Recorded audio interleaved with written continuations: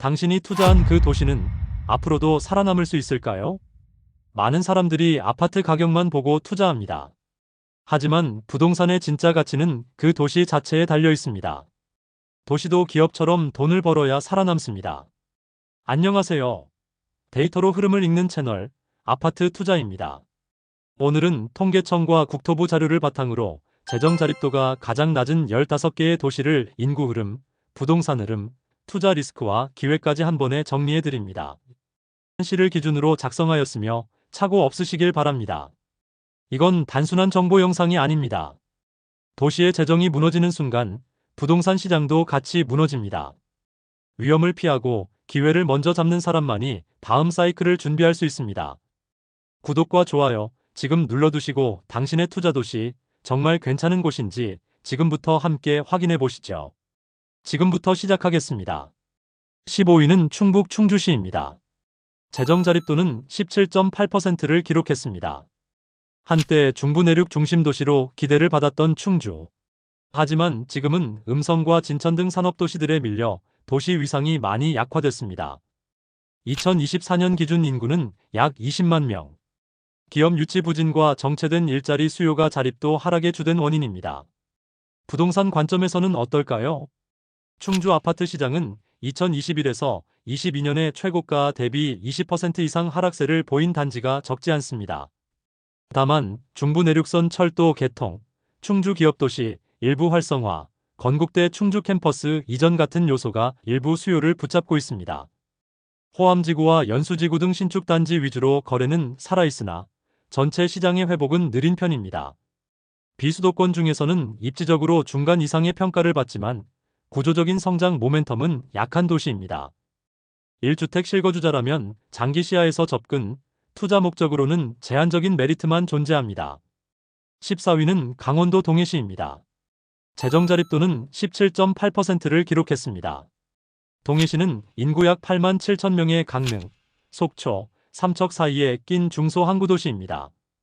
과거에는 무역과 관광 중심 도시였지만 지금은 산업구조 노후화와 인구 유출로 고전 중입니다. 부동산 시장은 어떨까요? 2022년 이후 거래량은 급감하며 실거래가 기준 30에서 40% 하락한 단지도 존재합니다.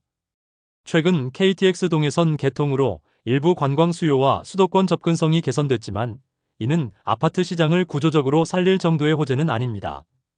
도심 노후화, 신축 공급 미비, 관광지 편중 수요라는 세 가지 약점이 동시에 작용 중입니다. 저가 매물은 있지만 가격이 싸다고 매력적인 건 아닙니다. 단기 시세 반등 기대는 어렵고 실거주라면 반드시 인프라 접근성 및 노후도를 따져야 합니다. 13위는 경북 상주시입니다. 재정 자립도는 16.9%를 기록했습니다.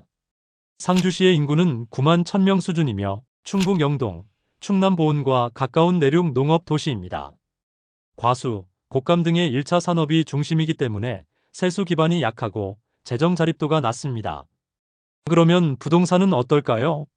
상주시 아파트는 30평대 기준 실거래가가 1억에서 1억 5천만 원 수준으로 매우 저렴하지만 거래량 자체가 극히 적습니다. 유일한 수요층은 지역 실수요자이며 외부 투자는 사실상 전무합니다. 대부분 1990년대 구축 아파트가 중심이며 최근 몇 년간 분양 성적도 좋지 않았습니다. 실수요가 아닌 이상 접근할 이유가 거의 없는 시장이며 재정 약화, 인구 감소, 고령화의 삼중고를 겪고 있어 미래 성장성도 제한적입니다. 12위는 전남 나주시입니다.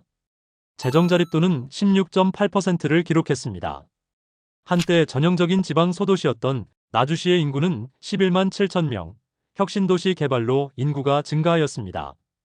한전을 중심으로 에너지 공공기관이 이전하면서 부분적 재정 자립도 상승이 나타나고 있습니다. 부동산은 어떨까요? 빛가람 혁신도시 내 신축 아파트들은 공공기관 근무자 수요로 전세 안정세를 보이고 있습니다. 하지만 도심권 구축 아파트는 하락폭이 큽니다. 혁신도시 외곽은 여전히 실거래가 침체 상태이며 신축 위주 양극화 구조가 고착화되고 있습니다. 혁신도시 내부는 괜찮지만 전체 도시의 펀더멘탈은 약한 편입니다. 기관 이전 효과가 반감되기 전에 거주 목적 매수는 고려할 수 있지만 투자 목적이라면 제한적이며 장기적인 접근은 금물입니다. 11위는 충북 제천시입니다. 재정자립도는 15.6%를 기록했습니다. 제천시는 충북 북부의 거점 중소도시이며 인구는 약 12만 8천 명입니다. 한때 탄광 및 철도 물류 중심지였으나 산업 쇠퇴 이후 인구 감소와 재정 약화가 지속되고 있습니다. 부동산은 어떨까요? 최근 신월, 장락동 일대 중심으로 일부 신축 아파트가 분양 완료되며 온기 있는 시장도 존재하지만 전반적인 시세는 하향 안정세입니다. 구축 단지는 1억에서 1억 5천만 원 수준이며 임대 수익률은 높지만 유동성 매우 낮고 수요 기반이 취약합니다. 공공기관 이전 효과가 제한적인 도시이며 관광 수요나 제천국제음악영화제 등 일시적 요소는 있지만 근본적인 도시 경쟁력이 부족합니다. 10위는 경남 통영시입니다. 재정자립도는 15.4%입니다. 통영은 바다와 예술의 도시로 알려져 있지만 현실적인 재정 구조는 녹록지 않습니다. 통영시의 인구는 약 11만 8천 명입니다. 한때 조선업 호황으로 지역 경제를 지탱했으나 산업 쇠퇴 이후 근로자 이탈과 함께 세수가 급감했습니다. 경남도 내 시단위 도시 중 5년 연속 최하위 자립도라는 오명도 안고 있죠. 부동산 시황은 어떨까요? 2021년 정점을 찍은 통영의 아파트 가격은 최근 2년간 평균 25% 이상 하락했습니다. 통영의 핵심 지역인 무전동, 중림 신도시도 분양권 미분양이 누적 중입니다. 조선업 부활 가능성, 남해안 관광벨트 개발 계획 등 호재도 있지만 단기 회복세로 보기엔 역부족입니다. 매력적인 입지와 자연환경에도 불구하고 실수요 이외 투자는 부담입니다. 신규 산업 유치나 관광 수요 증가 없이는 회복엔 시간 걸릴 전망입니다. 9위는 충남 보령시입니다.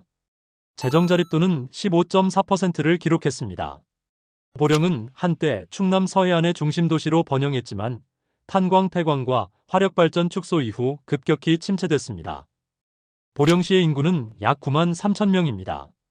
서해안 고속도로, 대천 해수욕장 등 관광지로 이름은 있지만 생활 기반은 점점 약해지고 있죠. 부동산 현황은 어떨까요? 신흑동, 대천동 중심 생활권 아파트들은 구축 위주로 형성되어 있으며 신축 공급이 거의 없어 가격 반등이 어려운 구조입니다. 실거래가는 전용 34평형 기준 1억 5천만 원에서 2억 5천만 원 수준, 대천 역세권 및 해안가에 일부 고급 브랜드 소형 아파트가 공급됐지만 미분양 리스크가 존재합니다. 바다를 끼고 있어 입지 메리트는 존재하지만 일자리 기반 부재로 실거주 외 투자 매력 낮은 도시입니다. 단기 회복보다 장기적인 시야로 접근해야 할 도시입니다. 8위는 충남 공주시입니다. 재정자립도는 15.4%를 기록했습니다.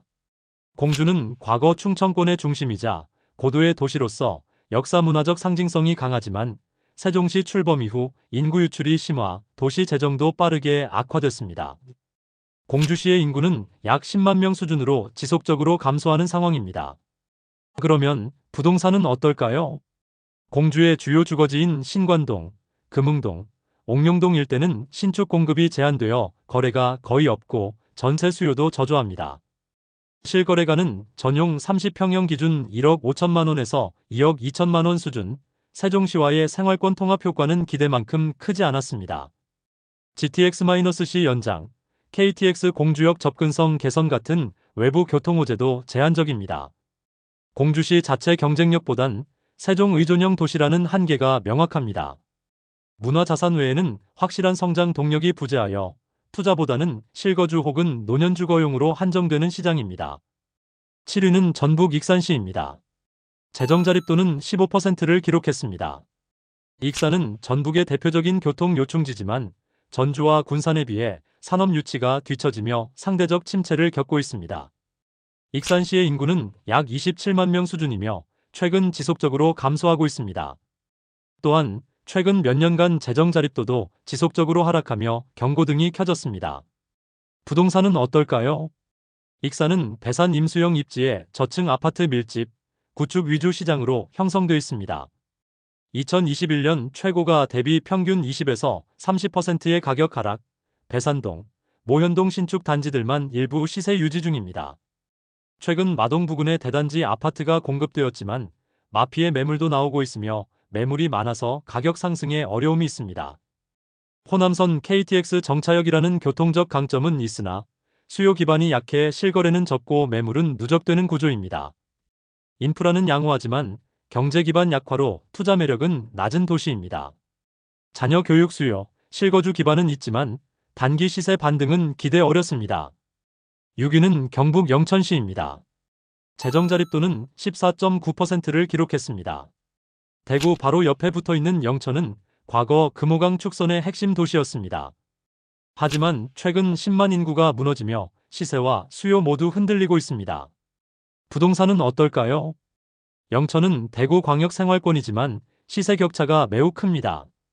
2024년 기준 34평형 아파트가 1억 초 중반대에 거래되며 대부분 구축 아파트 중심으로 실거주자만 남아있는 시장입니다. 영천역 복합환승센터 개발, 영천하이테크파크 산업단지 조성 등 일부 호재는 있지만 정작 주택 수요를 늘릴 만큼의 효과는 제한적입니다. 위치상 잠재력은 존재하지만 자체 경쟁력보다 대구의 확장에 의존하는 구조입니다. 광역교통망 확대 시 장기 회복 가능성은 있으나 당장 투자는 보수적 접근 필요한 도시이죠. 5위는 경북 안동시입니다. 재정 자립도는 14.7%를 기록했습니다. 한국 정신문화의 수도로 불리는 안동은 역사와 전통은 풍부하지만 경제적 자립도는 경북 도내 최하위 수준입니다. 안동시의 인구도 꾸준히 감소하여 현재는 15만 2천 명 수준입니다. 비록 관광 콘텐츠는 많지만 산업 기반의 부재로 소득 창출이 제한적이죠. 그러면 부동산 시장은 어떨까요? 안동의 핵심 주거지는 옥동, 정화동, 용상동입니다. 최근 정화동 신축 아파트 위주로 실거래가 활발하나 30평형 기준으로 2억 5천만 원에서 3억 5천만 원 수준입니다. 하지만 구도심은 수요가 급감해 거래 공백 현상도 큽니다. 경북도청 이전에 따른 광역행정 중심지 기대감은 점차 약화되고 있는 중입니다. 전통문화 도시로서의 프리미엄은 있지만 산업 없는 도시의 한계로 투자보다 실거주, 공무원 수요 중심의 안정형 지역으로 분류됩니다. 4위는 전북 정읍시입니다. 재정 자립도는 13.6%를 기록했습니다. 정읍은 전통 농업 중심 도시로 성장했지만 현재는 첨단 산업과는 거리가 먼 지역입니다. 정읍시의 인구는 10만 1000명의 수준으로 지속적으로 감소 추세에 있습니다. 인구 유출과 고령화 속도 모두 전북 내 최상위권, 청년층 이탈이 심각합니다. 부동산은 어떨까요? 수성동, 상동, 연지동 일대의 주거지역이 밀집돼 있으며 30평형 기준 1억 2천만 원에서 1억 8천만 원 사이 실거래가 형성됩니다. 주요 단지들이 1990년대 중반 구축, 리모델링 혹은 재건축 기대도 낮습니다. 정읍첨단과학산단, 서남권 광역철도망 등이 거론되지만 실현 가능성이나 투자 매력도는 제한적입니다. 정읍은 가격 메리트는 있으나 상승 모멘텀이 부족한 도시입니다. 극단적인 저가 매물 외에는 보수적 접근이 유리합니다. 3위는 강원도 삼척시입니다. 재정 자립도는 13.6%를 기록했습니다. 삼척은 과거 대한민국 석탄 산업의 심장부였습니다. 1980년대만 해도 인구 30만 명에 육박한 도시였지만 지금은 6만 명 수준으로 전락, 인구 5분의 4가 사라졌습니다. 부동산 시장은 어떨까요? 남양동, 교동, 정상동이 주거 중심이며 34평형 기준 1억에서 1억 5천만 원 수준으로 가격이 매우 낮습니다. 관광지 접근성은 있으나 산업단지나 대학 유입 효과 미미하고 교통망도 철도 중심이라 접근성에서 한계가 큽니다. 삼척은 인구 감소와 산업 공백의 전형적인 도시입니다. 투자보단 노년 주거지나 귀촌 수요로 한정되는 시장이라 수익형 목적 투자엔 신중해야 합니다. 2위는 전북 김제시입니다. 재정 자립도는 12.5%를 기록했습니다. 김제시는 대한민국 대표 농업도시입니다. 인구는 8만 1000명으로 꾸준히 감소하고 있습니다. 경지율 전국 1위라는 타이틀이 있지만 고령화와 기업 부족으로 경제적 자생력은 낮은 편입니다. 부동산 시장은 어떨까요? 요촌동, 검산동 일대에 주요 아파트가 형성되어 있으며 실거래가는 30평형대 기준 8천만 원에서 1억 3천만 원 수준입니다. 신축 공급은 거의 없으며 대부분 1990년대 초, 중반 구축 위주입니다. 새만금 개발 계획과의 연계 가능성이 있지만 직접적인 수혜를 입기엔 거리상, 접속성에서 아쉬움이 큽니다. 김제는 생활비용은 낮지만 수익 기반이 빈약한 도시입니다. 극저가 실거주자에겐 기회일 수 있지만 외부 투자자에겐 비추천 도시입니다. 대망의 1위는 전북 남원시입니다. 재정자립도는 11.3%를 기록했습니다. 남원은 이번 순위의 재정자립도 최하위 도시입니다. 고전문학의 도시로서 브랜드는 있지만 실질적 산업 기반은 거의 전무하며 인구는 7만 5천 명 선에서 감소 중입니다. 그러면 부동산은 어떨까요?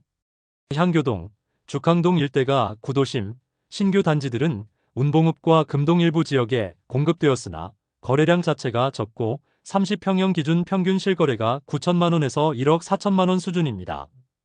지리산 관광벨트, 남원역 개발 계획이 거론되지만 모두 장기 과제 수준이라 실효성은 아직 미지수입니다. 남원은 공공투자 외엔 별다른 시장 상승 여력 없는 지역입니다. 소액 실거주자 혹은 귀촌 희망자 외에는 투자 접근은 신중해야 합니다. 지금까지 재정자립도에 따른 입지 분석을 했습니다. 세금은 도시의 혈액입니다. 자립도가 낮다는 건 그만큼 스스로 생존할 힘이 부족하다는 뜻이죠. 오늘 소개한 도시들은 가격만 보면 매력적일 수 있지만 지속 가능한 수요, 산업 기반, 인구 구조까지 반드시 함께 봐야 합니다. 소액 투자든 실거주든 싸다는 이유만으로 접근하면 위험합니다. 지금은 도시의 체력을 꿰뚫어 보는 눈이 필요한 시점입니다. 앞으로도 데이터를 바탕으로 돈이 몰리는 흐름을 함께 짚어드릴게요. 영상이 도움이 되셨다면 구독과 좋아요 잊지 마세요. 감사합니다.